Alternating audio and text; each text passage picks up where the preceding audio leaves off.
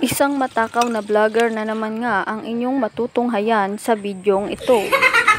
Hindi maawat sa pagmuya at talaga namang nakakatakam. Makikita rin sa video ang isa pang babaeng medyo may edad na. Sa wari ko'y mag-ina ang dalawang ito, ngunit ano kaya ang kinakain nila? Kala nyo manok to no? Kayog lang ya. Kayog nuggets. Hoy! Basko! Hello mga insan! For today's video ay magluluto tayo ng lokan. Wow! Kayog po yan kung tawagin dito sa amin, sa probinsya ng Mindoro. Sa mga oras na itong mga insan ay binabalatan na nga ni mama itong mga lokan. Yung mga laman nga lang insan ang ating kukunin dito para gawin nating kayog nugget. Kung hindi nyo po alam, ang kayog po ay isang uri ng clams na lokan kung tawagin sa Tagalog. Pinaikot ko lang kayo. Bali, ito na po ang kanyang laman at kung nakikita nyo ay meron pa pong mga suso dyan sa talanggana. Bali, pinulot ko nga mga insan itong kayog na nahulog dahil hindi yata napansin ni mama. Aruy, baskog. At habang nagbabalat nga si mama doon mga insan, ay pumunta naman ako dito sa aming kusina.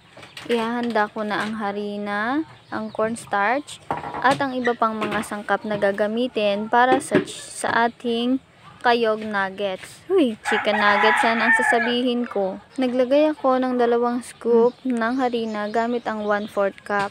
At sunod ko namang inilagay ay ang 2 tablespoon ng cornstarch. Ilagay na rin natin ang paminta at asin at imekos-mekos lang natin yan mga insan. Hoy, baskog!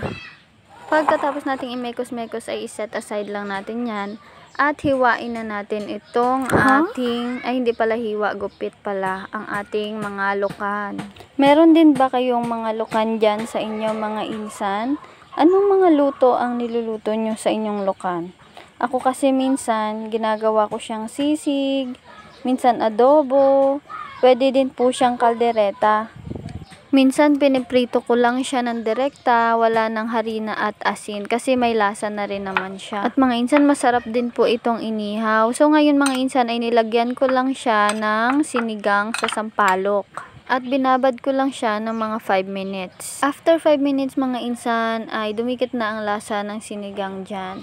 Kaya pwede natin siyang salain pero ako hindi ko na sinala kundi dinirekta ko nang inilagay dito sa ating harina. Bali, dinampot ko lang siya isa-isa mga insan. Uy, baskog talaga. Masarap din po kasi kapag kinakamay. Nakakadagdag din po yun ng lasa. Uy, hindi.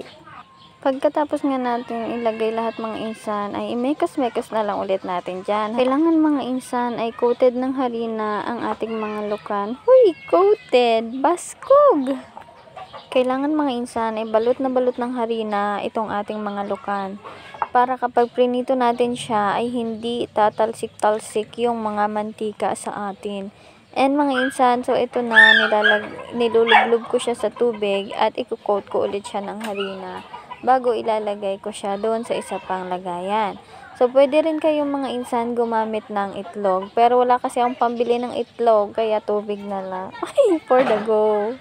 So, bali pa ulit-ulit nyo lang gagawin yan mga insan hanggang maubos nga itong ating mga lokan. Kung umabot ka na sa part na ito insan ay paki-subscribe naman, pa-click ng notification bell para ma-notify ka sa susunod na naman nating recipe. Salamat! So, bali insan ay naglagay na ako ng mantika at nang kumulo na nga ito ay nilagay ko na rin itong ating mga lokan.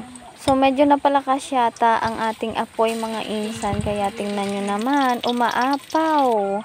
At medyo nasunog nga ito. So, binawasan ko mga insan yung ating apoy ay for the go. Sinalang ko na ulit itong second batch ng ating mga insan. Niluto ang viewers, hindi itong mga loka natin mga insan. Hey, baskog talaga. Ay, pasensya na ho, ay nabubulol eh. Bali, hintayin lang natin mag-brown mga insan at i-turn around na natin yan. I-turn around. Turn around. Shemene-mene-mene. Kumanta. Baskog ka. Alright. So, lutuin lang natin itong lahat mga insan. And ito na. Luto na ang ating mga kayog nuggets. Yun lang mga insan. See you on my next vlog. Bye!